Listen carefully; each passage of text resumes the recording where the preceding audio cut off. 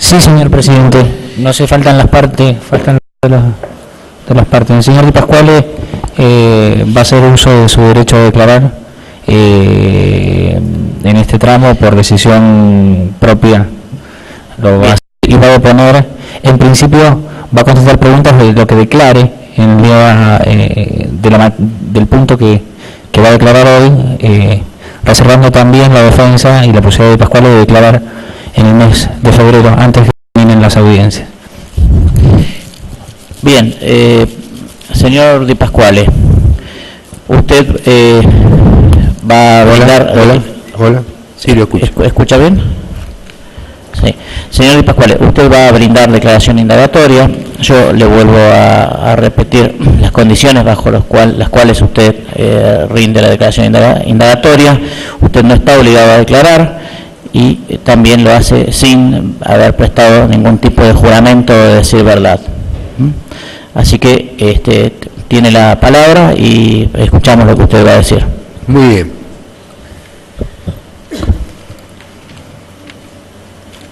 En la exposición anterior que yo hice, o en esa oportunidad, tenía previsto contestar una serie de preguntas, pero habida cuenta de que se planteó otro tipo de incidente, lo dejé o lo postergué para el día de hoy.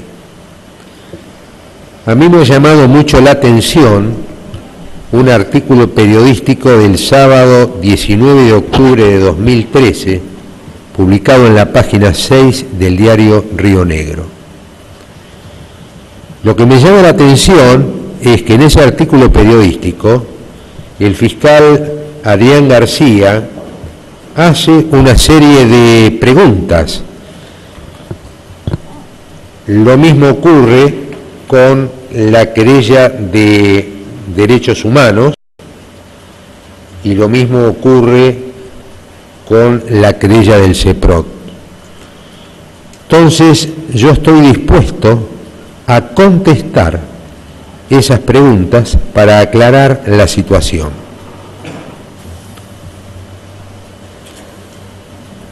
A mí realmente las declaraciones del fiscal me llaman la atención, porque no sé si corresponde, tampoco puede llegar a interesarme mucho, si él puede preguntar o hacer preguntas un poco insidiosas posiblemente a través del principal medio de prensa que tiene la región, con lo cual está influyendo en un público que posiblemente desconozca cómo es la situación que se está viviendo.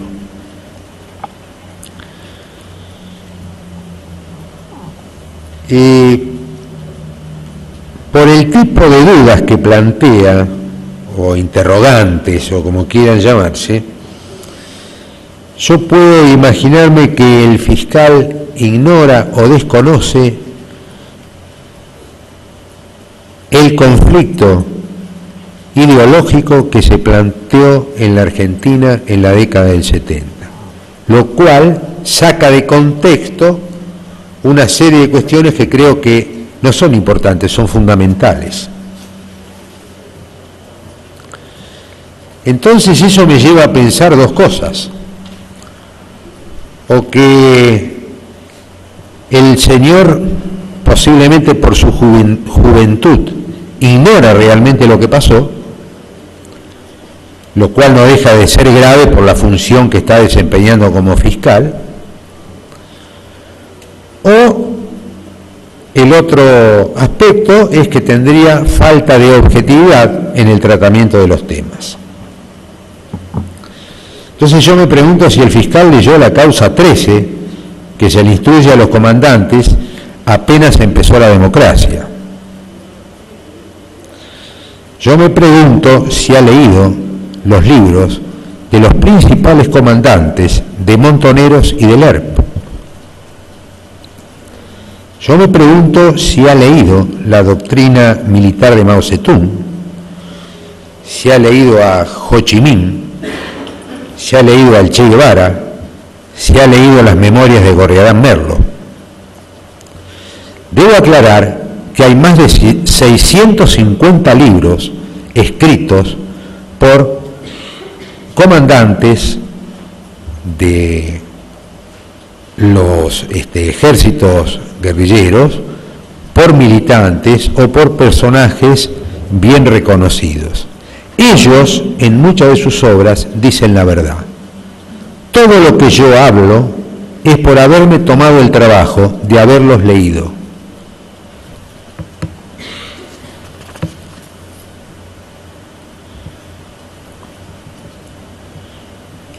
Entonces, él se pregunta en el diario por qué se habló de guerra, él se pregunta en el diario si yo maté a alguien, él pregunta en el diario a qué víctimas me refiero, él pregunta en el diario si torturé a alguien, él pregunta en el diario si secuestré o toleré que esto sucediera. Pero además, si el tiempo nos da, les puedo explicar también al joven fiscal cuál fue mi actuación en esos tiempos. Vamos a empezar entonces con el primer punto.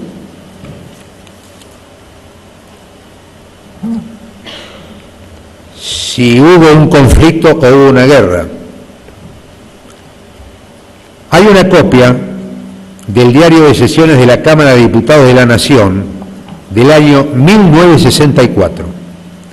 En su página 2871 y siguientes, el doctor Zavala Ortiz, que era ministro del gobierno del doctor Ilía, dijo: hay una guerra revolucionaria declarada a las repúblicas, a las democracias o no democracias de América Latina.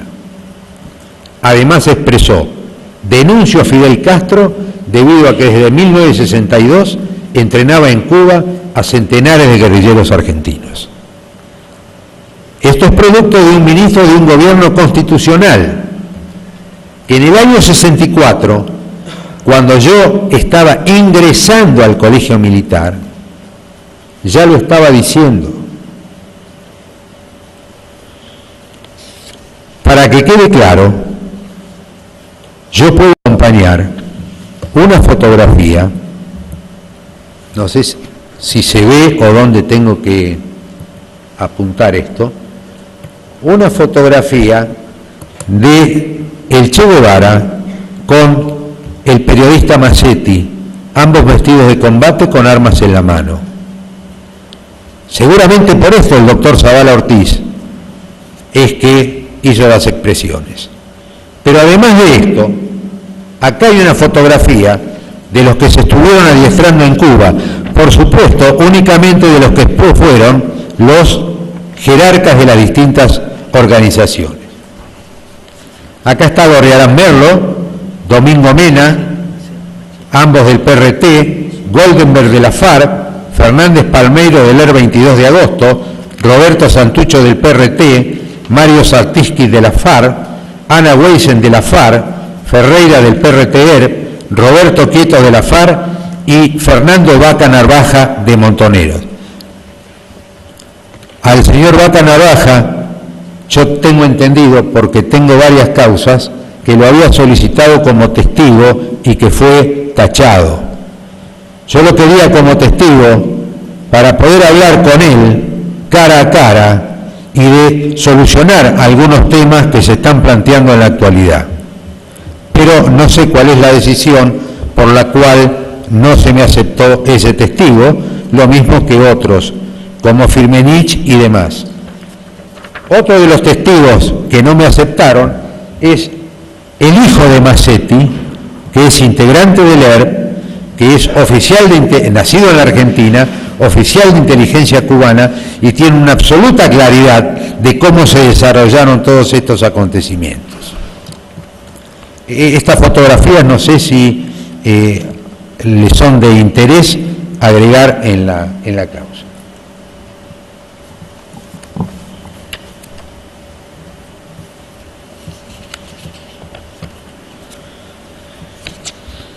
Sacar de contexto esto es tan grave, por ejemplo, que se omiten algunas cuestiones que le dan marco a toda la situación. En el libro La memoria de los de abajo, escrito por Roberto Baschetti es un ex montonero, se declara montonero.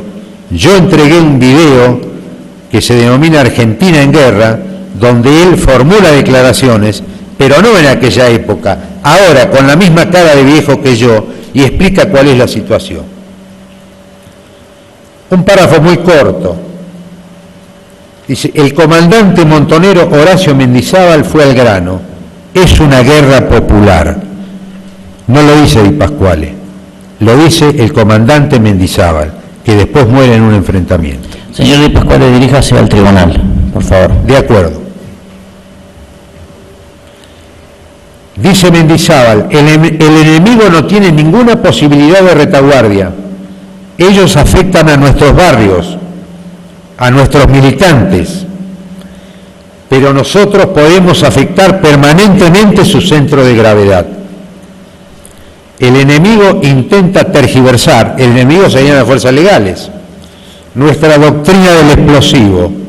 Nosotros jamás la utilizamos indiscriminadamente, sino selectivamente. Para abreviar, después relata absolutamente todo, cómo llevaron a cabo el operativo sobre Superintendencia de Seguridad Federal. Para aquellos jóvenes que no lo conocen, acá tengo una foto del comandante Mendizábal de uniforme con Arafat.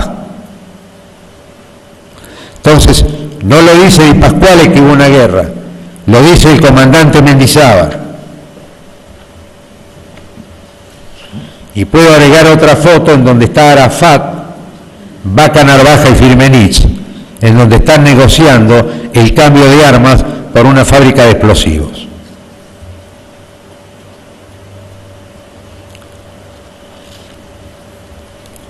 En el libro Firmenich, la historia jamás contada del jefe montonero, cuyos autores son Felipe Celicia y Pablo Weisben, de la editorial Aguilar, de Buenos Aires, del año 2010, en página 255, se puede leer una de las conclusiones a la que arriba el equipo de inteligencia de la organización Montoneros, comandado por Rodolfo Walsh y secundado por Belvinsky.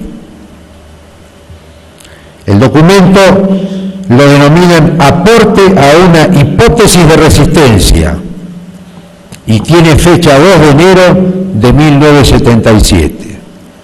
Tengo textualmente lo que dice el documento, pero se lo abrevio. Le está diciendo a la conducción de Montoneros que se replieguen, que no sigan en la guerra porque iban a ser aniquilados. Eso lo dice el jefe de inteligencia de Montoneros. Dice que la guerra que plantearon en 1975 y 1976 está perdida en el plano militar y que la derrota militar se corresponde con el plano político, con el repliegue de las masas, que no asumen la guerra porque no vislumbran posibilidades de triunfo en la actual estrategia montonera. Entonces él después le explica a la conducción qué es lo que pueden hacer y le dice: dejar de producir armas de guerra. Por si los jóvenes que están acá no conocen, estas dos organizaciones tenían fábricas de armamento. Llegaron a fabricar la ametralladora Yarará y la ametralladora JCR número 1. Para los que no saben, JCR era Junta Coordinadora Revolucionaria, integrada por el ERP, por el Ejército de Liberación Nacional de Bolivia, por Tupamaros y por el MIR de Chile.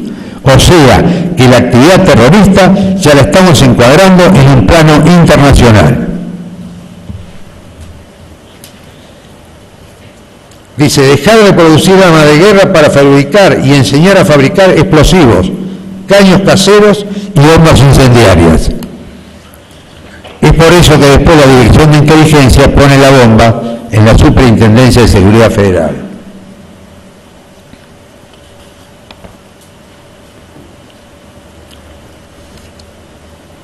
Muy brevemente les voy a relatar lo que declaraban las organizaciones subversivas. Uturunco, a fines de los años 60, decían: hemos demostrado que el movimiento peronista por sí solo es capaz de llevar adelante una guerra revolucionaria. La guerrilla no es patrimonio de la izquierda marxista. Le voy a aclarar algo para que interpreten mejor mis palabras. Coincido bastante con el señor que habló antes, porque soy católico, soy peronista y soy nacionalista, y eso me llevó también a tener muchos problemas dentro del ejército, porque lo que no se conoce es cómo funciona el ejército argentino y cómo funcionan los restos del ejército. Fíjese lo que decía FAP, Fuerzas Armadas Peronistas. Lo dijo el 27 de julio de 1970. Argentina está en guerra. Convocamos al combate sin vacilaciones, al pueblo en armas y a la lucha popular. Señores, no lo dije yo, lo dicen ellos. FARC, Fuerzas Armadas Revolucionarias.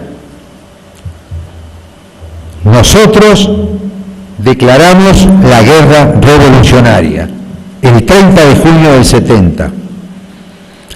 Peronismo de base, 16 de mayo del 70. Sus responsables expresan: la estrategia es la guerra popular, total y prolongada. PRT-ERP, Partido Revolucionario de los Trabajadores, Ejército Revolucionario del Pueblo. En julio de 1970, dictan la resolución del quinto Congreso del Partido Revolucionario de los Trabajadores, fundando el Ejército Revolucionario del Pueblo. Dice: considerando que en el proceso de guerra revolucionaria iniciado en nuestro país, nuestro partido ha comenzado a combatir con el objeto de desorganizar las Fuerzas Armadas del régimen para hacer posible la insurrección del proletariado y del pueblo. Las Fuerzas Armadas del régimen eran las fuerzas legales. Que las Fuerzas Armadas del régimen solo pueden ser derrotadas oponiéndoles un ejército revolucionario. Dice que durante toda una larga etapa, nuestra guerra revolucionaria adquirirá formas de guerrillas urbanas y rurales, extendida a distintas ciudades y zonas campesinas, sobre la base de cuya ampliación y extensión político-militar será posible pasar a la guerra de movimientos en el campo y a la constitución de importantes unidades estratégicas en las ciudades. Que el otro principio fundamental de la guerra revolucionaria a aplicar por nuestra fuerza militar es la ejecución de operaciones militares con una línea de masas, es decir, orientada hacia la movilización de las masas y a su participación directa o indirecta en la guerra. Entonces, el quinto Congreso del PRT resuelve fundar el Ejército Revolucionario del Pueblo y dotarlo de una bandera. Es la bandera que está colocada acá en la puerta. Considerar al ERP y sus distintos destacamentos armados como los instrumentos militares del partido para su política en la presente etapa de lucha de clases y el embrión del futuro Ejército Revolucionario y Popular.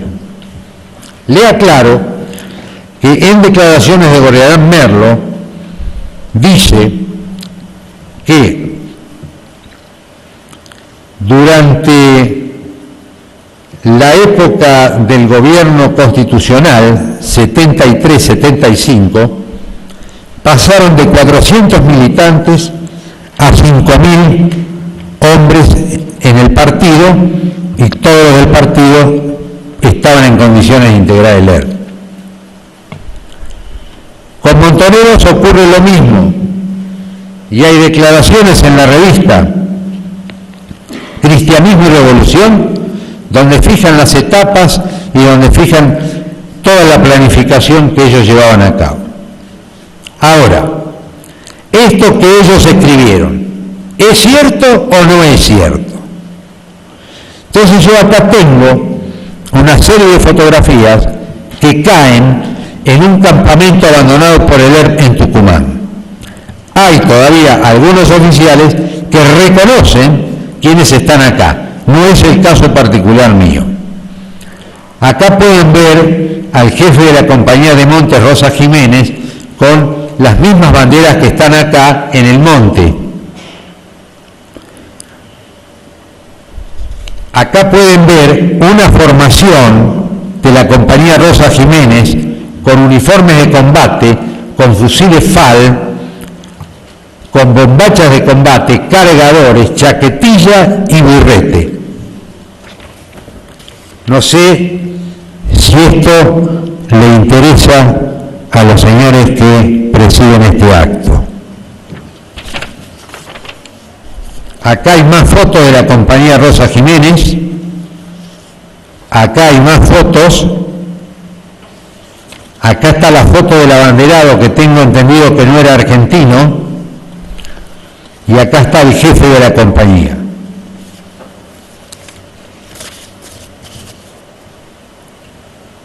Como si eso fuera poco, como la intención del ERP era generar una zona liberada, acá les traje fotografías de los bonos contribución que le cobraban a la gente cuando cortaban la ruta.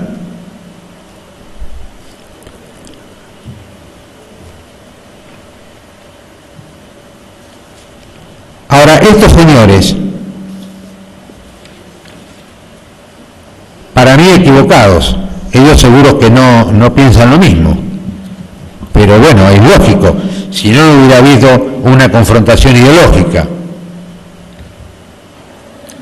¿De dónde dependían? Dependían de Cuba. O sea que ya el conflicto no era tanto un tema interno. Hablamos de Libia, hablamos de Cuba, o hablamos de Palestina.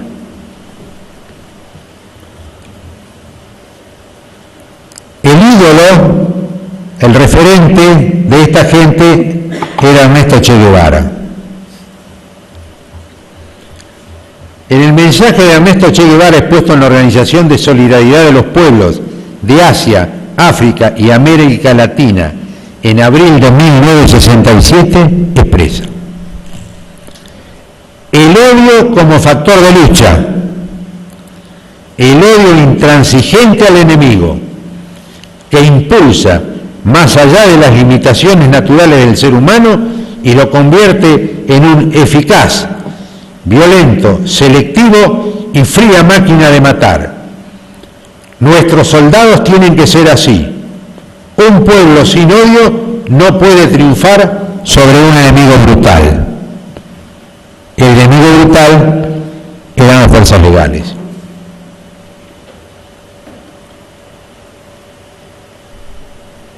En el discurso de clausura de la primera conferencia de la Tricontinental de enero de 1966, Fidel Castro expresó: en muchas naciones de América se dan las condiciones plenas para la lucha revolucionaria. En América Latina no debe quedar ni uno, ni dos, ni tres pueblos luchando solo contra el imperialismo. Nosotros creemos que en este continente, todos o en casi todos los pueblos, la lucha deberá asumir las formas más violentas. Declaraciones del Comité Central del Partido Comunista Cubano de fecha 18 de mayo de 1967. Nos acusan de querer subvertir el orden de este continente y nosotros efectivamente proclamamos la necesidad histórica de que los pueblos subviertan el orden establecido por el imperialismo en América Latina y en el resto del mundo. En la cuarta conferencia latinoamericana de estudiantes llevada a cabo en La Habana entre junio y julio de 1969 se expresa: la lucha armada constituye hoy la más efectiva y consecuente forma de lucha. Le aclaro que en todas estas convenciones y en todas estas reuniones asistían argentinos, muchachos jóvenes idealistas que se entrenaban en Cuba. Por eso yo presenté un testigo que se había entrenado en Cuba para que él les cuente qué es lo que pasaba, y lamentablemente no fue aceptado.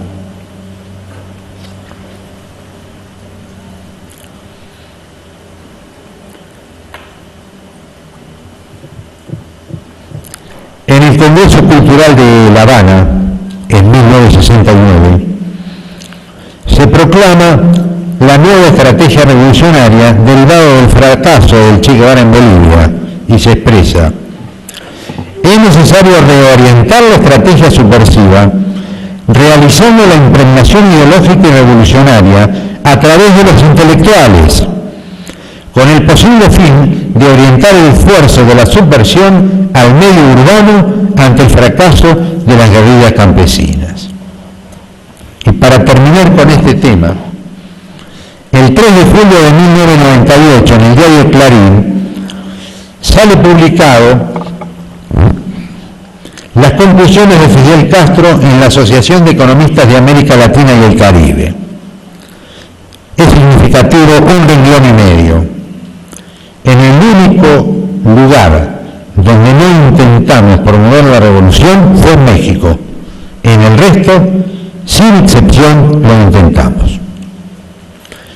Bueno, pero son palabras del Che Guevara, de Fidel Castro, del Comité del Partido Comunista, etcétera, etcétera. Pero las fotografías que le voy a mostrar ahora están tomadas en Cuba y las publicaron los propios montoneros. Acá lo tienen a Firmenich, vestido de uniforme, en el comando que había establecido en La Habana. También quisiera agregarlo a la causa. Acá pareciera que están jugando a los soldaditos.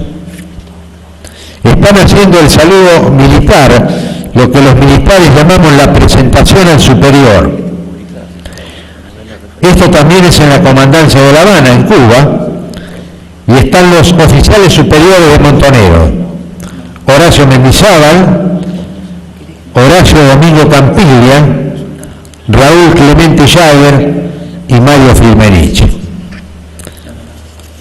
Y acá hay una fotografía del Estado Mayor, o de los que serían los equivalentes a nuestros generales en Cuba, todos de uniforme. Les pido que se fijen en los detalles de los uniformes. Acá hay una fotografía del hoy ministro Baco Narvaja, con boina, fusil, junto con Firmenich con casco. Esto es en Nicaragua. Y hay otra que se ve un tanto borrosa, que están en Nicaragua con un helicóptero. Hubiera sido interesante que estuviese presente acá, a pesar de que vivo en Francia por videoconferencia, el testigo que yo solicité, Jorge Massetti, porque Jorge Massetti fue comandante guerrillero en Nicaragua y no tiene ningún problema en explicar todo lo que pasó y todo lo que se hizo.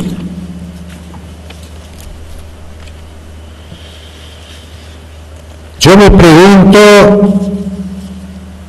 si el señor que hizo las declaraciones en el diario tiene conocimiento del decreto 1454/73, declarando ilegal la actividad del autodenominado Ejército Revolucionario del Pueblo, publicado en Boletín Oficial del 23 de septiembre de 1973,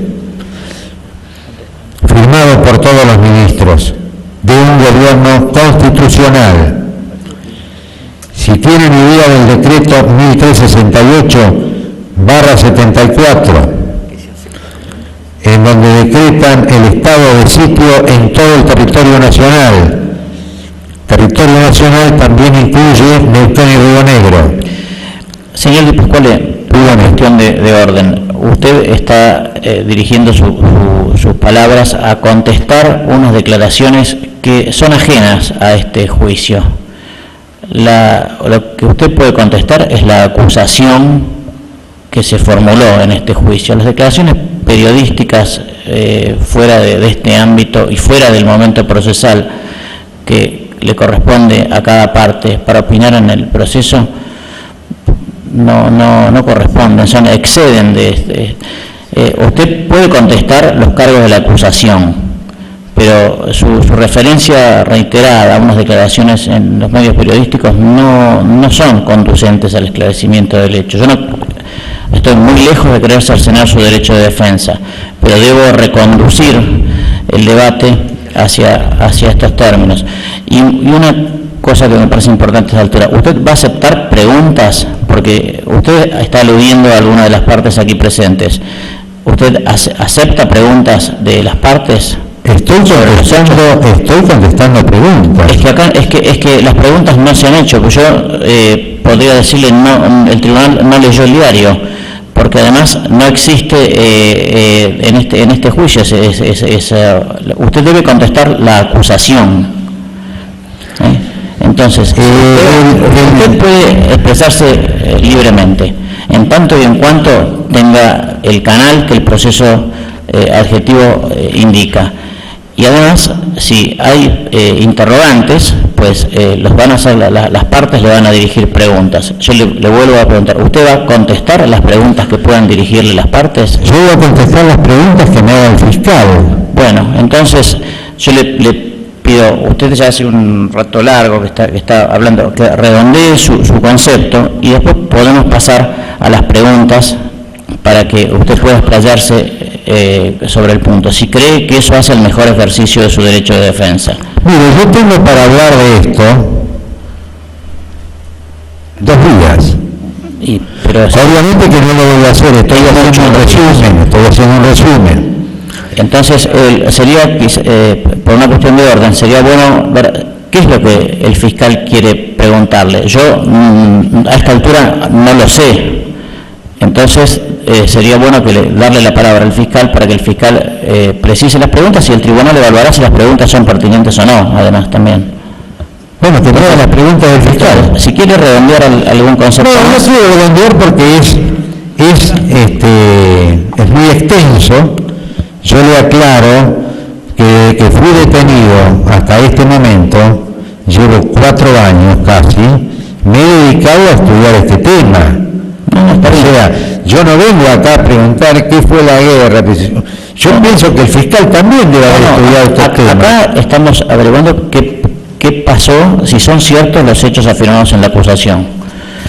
Así que yo le voy a dar entonces la palabra al señor fiscal aquí presente para que le dirija preguntas. Que me pregunte. Sí. Bien, tiene la palabra, doctor García Lois. Muchísimas gracias, señor presidente. ¿Qué tal, señor Di Pasquale? Yo le quería preguntar, sin poner en tela de juicio el contexto que usted refirió, concretamente lo que le querría preguntar es, en el contexto que refirió, pero acá en la ciudad de Neuquén, ¿cuál fue su actuación como oficial de inteligencia del ejército en el comando? Concretamente, si participó de lo que usted llama lucha antisubversiva y que no pongo en tela de juicio, sino solamente si en ese contexto usted participó y cuál fue su participación. O sea, si señaló personas, si las secuestró, si las interrogó, de qué forma, o si aceptó que eso suceda. Esa es la pregunta, señor Di Pasquale. No es que yo participé o no participé, el destacamento de inteligencia no participó. Yo pregunto, ¿ustedes tienen clara cuántas unidades de inteligencia tenía el 5º Cuerpo de Ejército? ¿Ustedes tienen claro de quién dependía el destacamento de inteligencia? Usted, señor Di Pasquale, usted tiene que responder la pregunta, no hacerle preguntas al tribunal, y diríjase al tribunal, no, o sea, el señor fiscal le propuso una pregunta, usted debe responderle al tribunal. En esta jurisdicción, espere un momento, todo lo que las partes sugieren hace a la colección de evidencia. Bueno, los que tenemos que evaluar la calidad de esa evidencia somos los jueces que nos toca resolver el caso en la sentencia. Entonces, su aporte, que es a través, en este caso, de su declaración indagatoria, es dirigido a enriquecer ese debate para que el tribunal pueda resolver y pueda proveer mejor. Entonces, con ese alcance, por favor, diríjase al tribunal y vaya respondiendo. Pido la palabra. ¿Cómo? Pido la palabra. Sí, tiene la palabra, doctor Matkovic. Señor, el ejercicio del derecho de defensa encuentra su máxima expresión en la indagatoria. Solicitaría que el señor Di Pasquale pueda libremente expresar